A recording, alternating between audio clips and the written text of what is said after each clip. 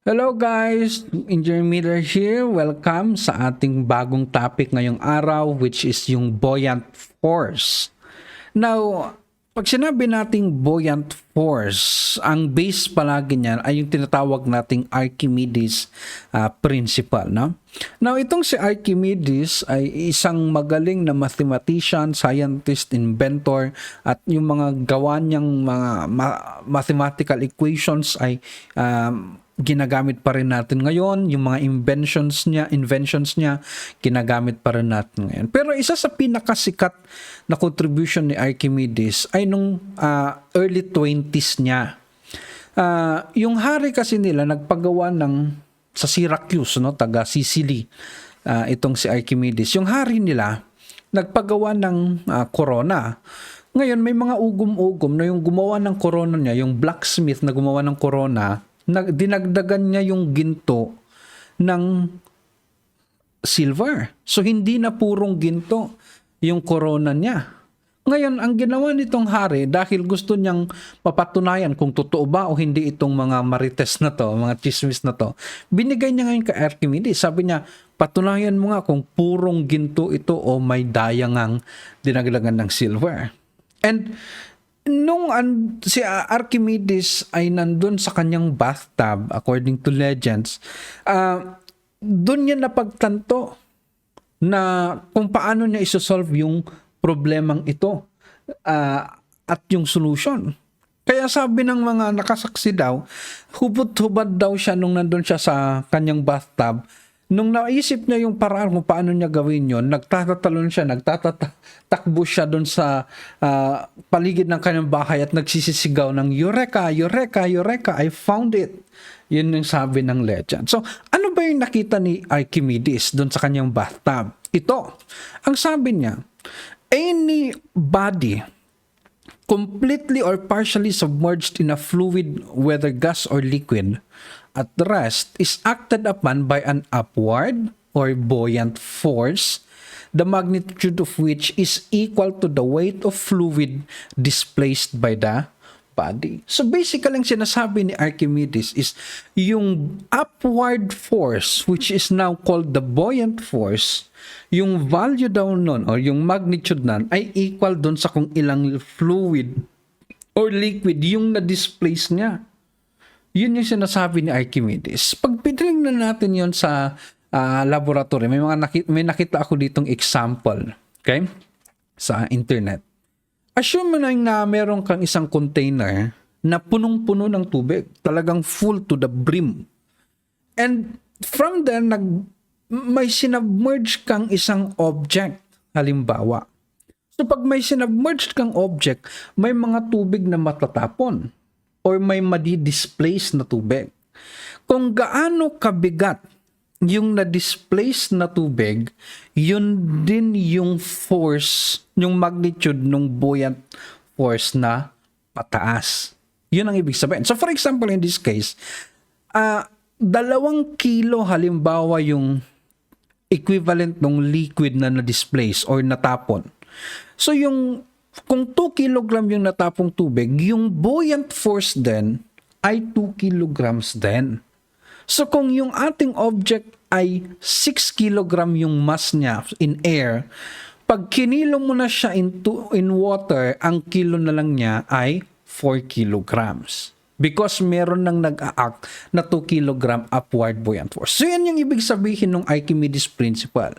Kung gaano karaming tubig na natapon, kung gaano karaming liquid na natapon, yun yung magnitude ng buoyant force na nag-act. Maraming videos sa YouTube, pwede nyo panoorin kung paano nila ginawa to. So ang concern natin is kung paano mag-solve ng mga problem. Now, ito ay kung nasa laboratory tayo. Pero pag pumunta tayo sa actual life, say for example, ito, yung lumulutang na niyog.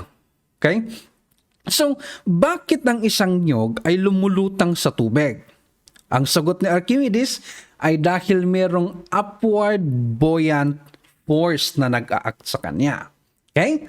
Ngayon, syempre, yung buoyant force na yan, sabi ni Archimedes, is yung weight or yung weight nung na-displace na tubig, which na liquid. In this case, pwede nating sabihin na yung weight nun is yung unit weight ng liquid times yung volume ng na-displaced na liquid. Okay?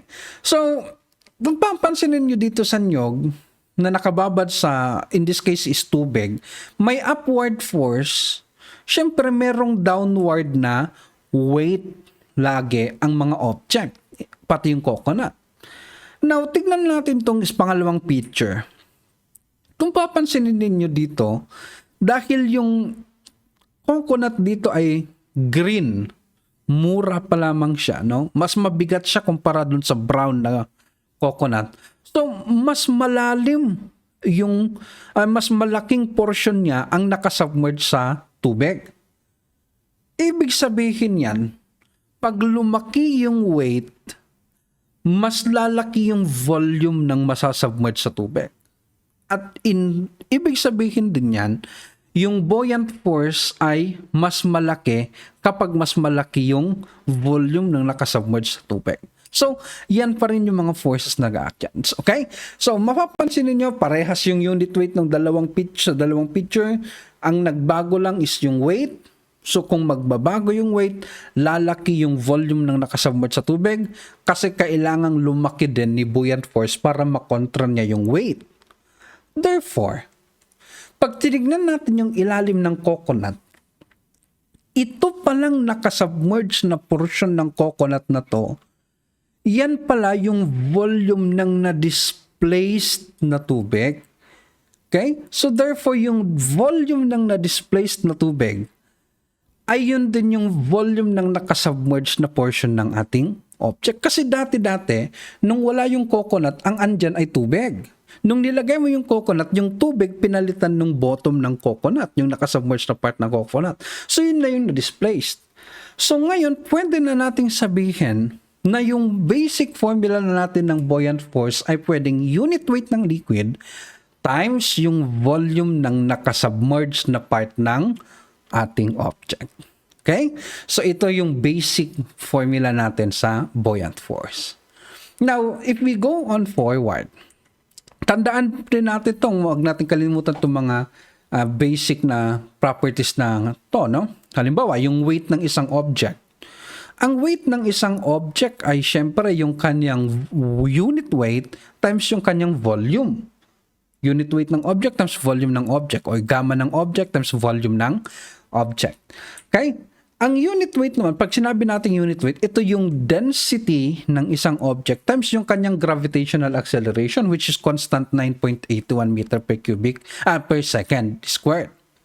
Ang density, alam naman na natin na yan ay mass over volume. So, unit weight is gamma, rho g, density times 9.81 na gravity. Okay?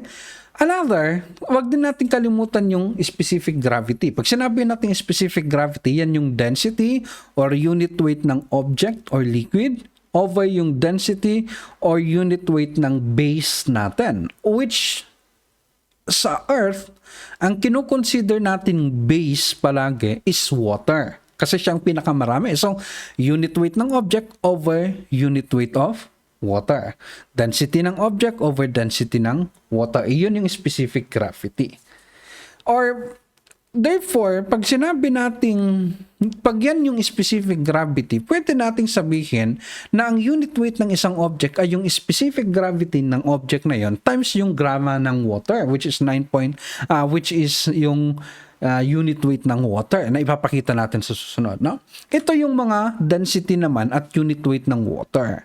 Pare-parehas lang itong mga values na to, no? 1 gram per cc, 1 gram per ml, 1,000 kilogram per cubic meter, 9.81 kilonewton per cubic meter, 9810 newton per cubic meter, 1 ton per cubic meter, 62.4 pounds per cubic feet, 8.4 pounds per gallon. Lahat ng yan ay mga unit weight ng water. Marami pa yan. Pero again, these are all the same number. Pwede nyo namang i-convert. Okay, so ito yung mga kailangan matabalikan natin para makasolve tayo ng mga problems dito sa buoyant force. Let's try problem number 1. A 20 centimeter diameter by 1 meter long log of wood is tied on a rope that is anchored at the bottom of a lake such that it is fully submerged in water. If the specific gravity of wood is 0.5, find the buoyant force acting on the wood and the tension on the rope. Okay?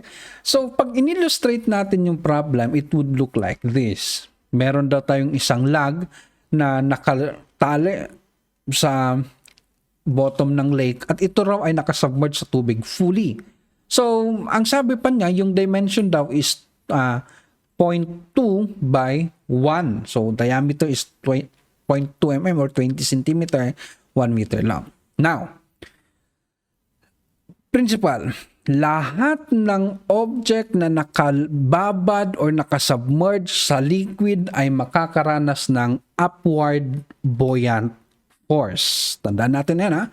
Lahat ng object na nakababad sa liquid makakaranas ng upward buoyant force.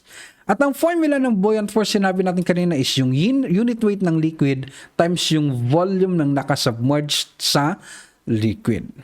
In this case, yung buoyant force natin na gamma L times volume nakasubmerged, sabi yung unit weight ay yung liquid ay water, so gamitan natin ng 9.81, at dahil ito ay cylinder, ang formula ng volume ng cylinder ay yung area ng base times yung length o yung height.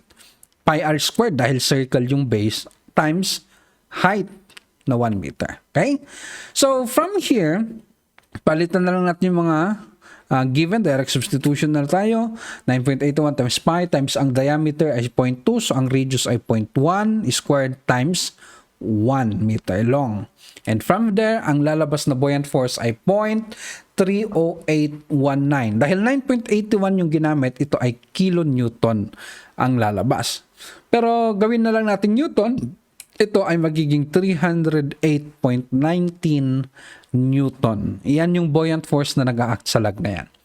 Now, ang sunod na hinahanap is ano daw yung tension sa rope natin. So, pag kinat natin yung rope na yan, and then in-expose natin, may pababang, may tension yan, yung rope na yan. Okay? Cut and expose, tension ang lumabas. Now, meron pang isang force na nag-act dito, at yun yung weight ng ating log. Lahat ng object ay merong weight.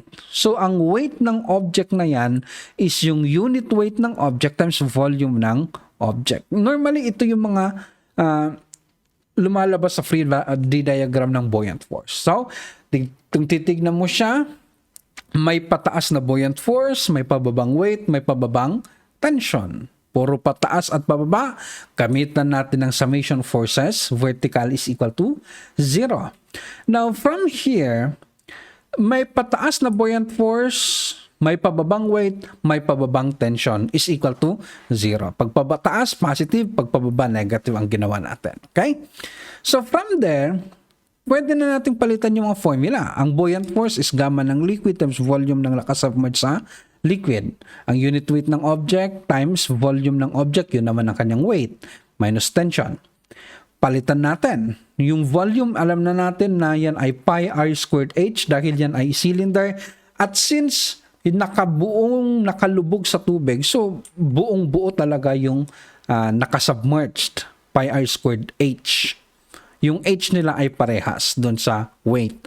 So from there, now tandaan din natin yung unit weight, sabi natin kanina, ng object is yung unit weight ng liquid times yung specific gravity niya. Sabi sa problem, ang specific gravity ng wood daw na ito ay 0.5. So, 9.81 water times 0.5 specific gravity. Iyan yung unit weight ng object natin. And from here, pwede na nating palitan. Nakuha na natin kanina yung 0.30819. And then, palitan naman natin dito sa may weight, 9.81 times 0.5 times pi times 0.1 squared times 1 minus t. At ang lalabas na value ng tension dyan ay 0.1541 kilonewton or 154.10 newton. Iyan yung sagot. Okay? Why don't we try another one? Number 2. a 2 meter by 3 meter by 1.2 meter thick block of ice with specific gravity 0.917 floats in cold seawater. Specific gravity 1.026. How deep is the ice submerged? How deep is the ice submerged if a seal weighing 250 kilograms sits on it? So kung titignan mo yung problem, sabi niya, meron daw tayong bloke ng ice na lumulutang sa tubig. Ang sabi niya, yung block ng ice daw na to ay merong dimension na 1.2 na thickness and 2 by 3 na base. Okay? Now, ang hinahanap ngayon ang sabi rin sa atin, yung specific gravity ng ice is 0.917 at yung liquid which is seawater is 1.026. Okay? Ang hinahanap is ano tong depth na to. Gaano kalalim na nakasubmerge yung ice natin. Iyan yung hinahanap. Now, ilabas mo lahat ng forces na nag-a-act. Lahat ng object na nakababad sa liquid makakaranas ng upward buoyant force.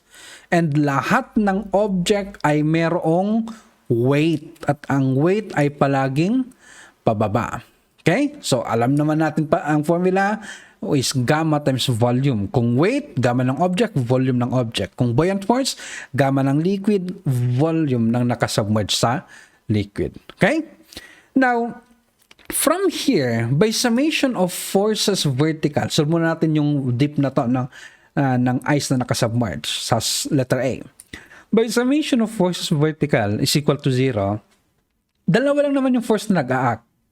C, pataas na buoyant force, minus C, vertical, pababa na weight natin. Now, ipalit mo yung mga formula, gamma ng liquid times volume ng nakasubmerge sa tubig, sa liquid minus volume, gamma ng object times volume ng object is equal to 0. Now, yung unit weight again is kung may specific gravity na nalagay, i-multiply mo yan sa specific gravity or sa unit weight ng water. So in this case, ang liquid natin ay seawater, 1.026 times 9.81 times. Kung titignan nyo yung dimension ng kasubmerged sa tubig, ito daw ay 2 by 3 times D. Letter D lang yung depth ng nakasubmerged sa tubig. Minus yung object natin. 9.81 times yung specific gravity na 0.917 times. Ano naman ang buong dimension ng ating object?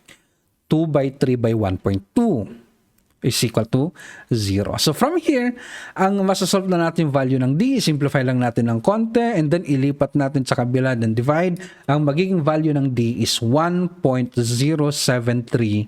meters. So yan yung portion ng bloke ng ice na to na nakasubmerge sa liquid. Okay?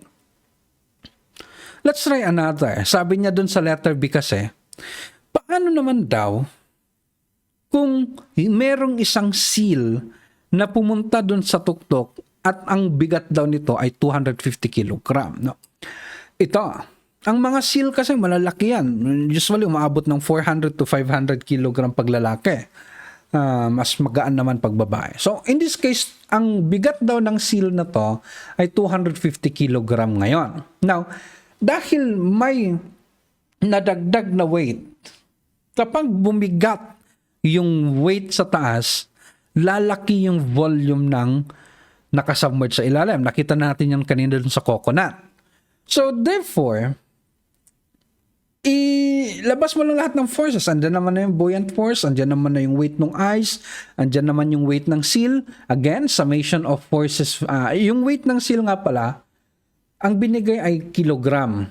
Magandang i-convert natin ng ng Newton or kilonewton. Mas maganda sa kilonewton kasi kilonewton yung ginamit natin kanina. Okay? Ang importante dyan, kung kilogram, pwede mo rin gawing kilogram lahat din yung mga ginagamit mo ng unit weight ng liquid. Walang problema doon. Ang importante, pare-parehas. Kung kilonewton yung weight ng ice, kilonewton din dapat yung weight ng seal at yung buoyant force kilonewton din. So gawin na lang natin kilonewton. To convert that, alam natin na ang weight is mass times gravity, which is 9.81 meter per second squared. Okay? 250. Ayan. Ang lalabas na value ay 2.4525 kilo Newton. Yan yung magiging equivalent ng weight ng seal na 250 kilograms. Now, from there, summation of forces vertical is equal to 0. Lahat ng pataas minus lahat ng pababa. May pataas na buoyant force, may pababang weight yung ice, may pababang weight yung seal natin. At yung volume ng buoyant force, natin, palitan natin yung mga formula. Gamma L times submerged volume, tapos yung gamma ng ice times volume ng ice, yun yung weight ng ating ice, and then yung weight ng seal given. Now, yung unit weight ng liquid again is 1.026 times 9.81 times 2 by 3 times yung depth ng nakasubmerged sa tubig. Yung volume ay yung weight naman ng ice natin is 9.81 times 0.917. Yun yung unit weight ng ating ice times 2 by 3 by 1.2 minus 2.4525. Pag 9.81 yung unit weight, kilonewton per cubic meter yon. Okay? So from here, simplify lang natin ng bahagya. 60.39D minus 64.77 is equal to 0. And from there, ang lalabas na value ng D is 1.113 meter. Okay? So again, huwag kayong malilito. Yung pinagkaiba ng buoyant force at saka yung weight. Yung weight is nakakonsentrate ka dun sa object. Yung buoyant force nakakonsentrate ka sa liquid. Kung ilan yung unit weight ng liquid, iyon ang gamitin mo sa buoyant force. Kung ilan yung unit weight ng object, iyon ang gamitin mo sa weight. Kung ilan yung volume ng nakasubmerge sa liquid, yun yung gamitin mo sa buoyant force. Kung ilan yung total na volume ng object, iyon yung ilagay mo sa weight. Okay? Meron pa tayong isa. When a 40 kilogram rock is tied down to a 4 kilogram 30 centimeter diameter spherical buoy, a fourth of its depth remains above the water.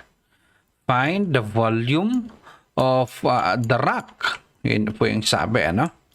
Now, ito po ang itsura niyan pag nilagay natin sa isang figure. Meron daw tayong isang spherical buoy. Ang ibig sabihin po ng buoy ay palutang pag sa Tagalog, no? Kahit ano na pwedeng gawing palutang. Iba-iba yung shape niyan. Either yung iba is box, yung iba is galon, yung iba is parang bola, katulad nito spherical buoy, yung iba parang maliit na bangka yung itsura niya. Basta isa siyang palutang, no? And then sabi sa problem, merong daw nakatied dito na isang rock na ang bigat ay 40 kilogram. Okay? At sabi niya, kapag merong naka-attach dyan na 40 kilogram rock, itong spherical buoy natin ay meron na lang nakalutang na equivalent na 1/4 of its depth. Ibig sabihin ganito itsura. Yung 1/4 ng depth ng buoy na yan ay above water. Therefore, yung 3/4 ay below water level. Okay? Or water surface. Ngayon, ang lahat ng object na nakababad sa liquid ay makakaranas ng buoyant force. Palagi natin sinasabi yan pagdating sa buoyant force.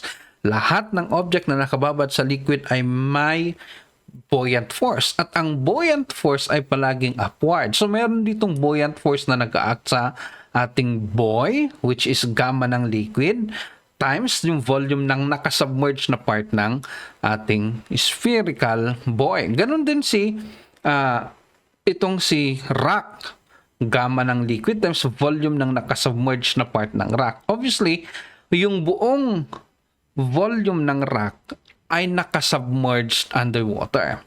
At saka, lahat ng object din ay merong weight. So, merong weight ngayon itong si buoy, which is 4 kilogram. At ito ring si rock ay meron ding weight na 40 kilogram.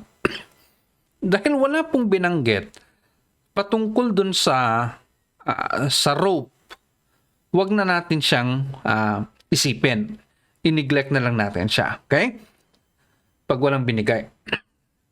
Ngayon, Paano natin ngayon ito isosolve? By the way, pag sinabi nating 3/4 ng depth, pag kinumpute natin yung 3/4 ng depth na yan, yung diameter, 3/4 ng diameter pala, yung nakalubog sa tubig, yung diameter is 30 centimeters. So by calculating this value, ang value nito ay 0.225 meters or 22.5 centimeter.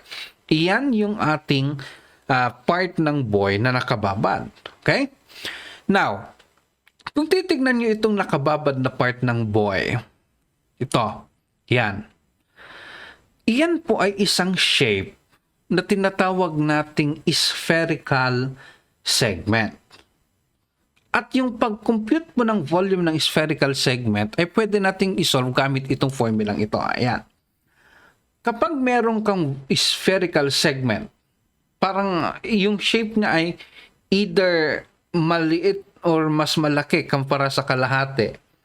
Iyan po ang formula is 1/3 pi h squared, where yung h is yung thickness or yung height o yung depth ng ating spherical segment times 3r, where the r is the radius of the sphere minus h again. So 1/3 pi h squared times 3r minus h. Yan po ang formula ng spherical segment. Either maliit man siya or malaki, parehas lang po yung formula. Okay? So, tanggal muna natin yan. Okay? So, hanggang na, tandaan natin yung formula, tanggal muna natin yan.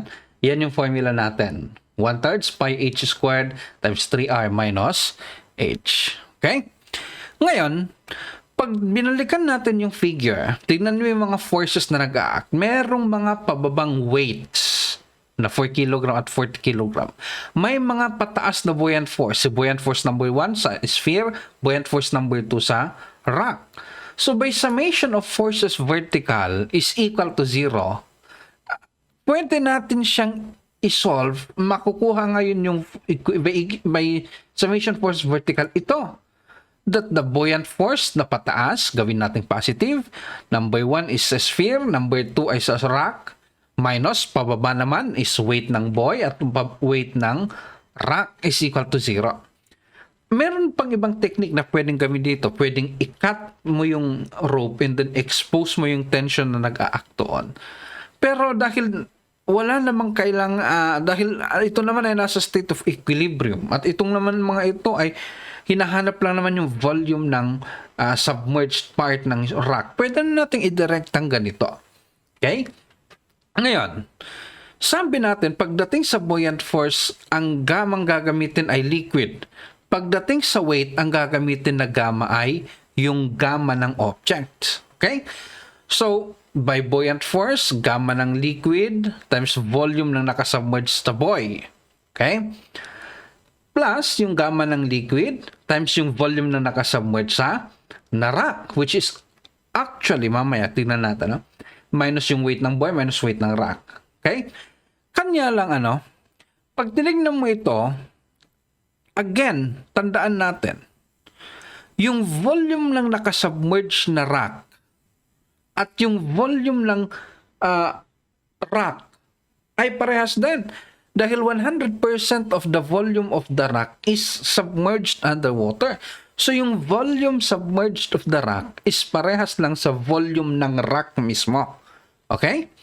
Now, i-expand natin, palitan natin yung mga values. Alam na natin yung volume formula ng buoy natin, which is spherical segment. Ayan na natin sa taas.